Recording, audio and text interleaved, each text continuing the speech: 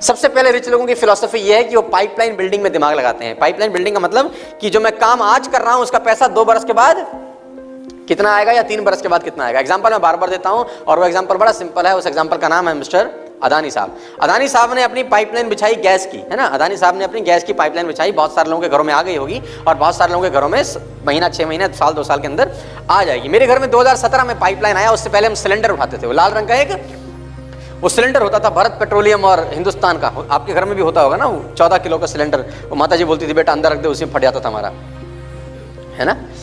तो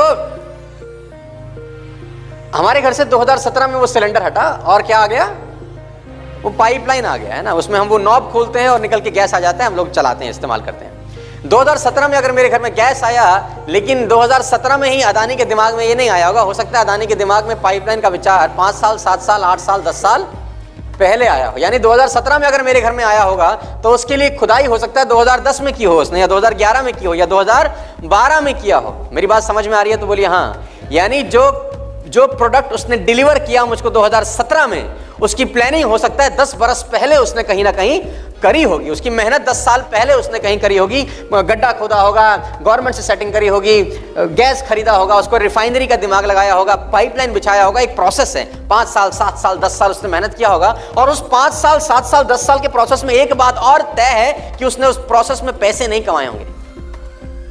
हेलो, उसने उस प्रोसेस में अर्निंग नहीं किया होगा। ना सिर्फ एफर्ट लगे होंगे, पैसा लगा होगा और टाइम लगा होगा। 3 चीजें लगी होंगी, एफर्ट, पैसा और टाइम। और रेवेन्यू क्या होगा उस प्रोसेस का?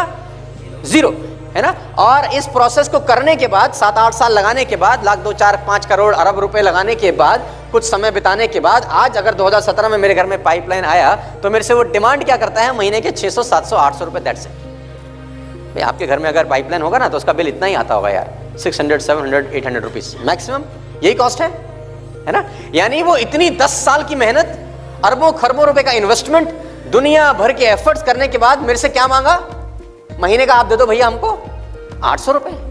ये उसका फिलॉसफी है। यही फिलॉसफी अडॉप्ट किया डिश टीवी ने, यही फिलॉसफी अडॉप्ट किया वोडाफोन ने, यही फिलॉसफी अडॉप्ट किया टाटा स्काई ने, है ना।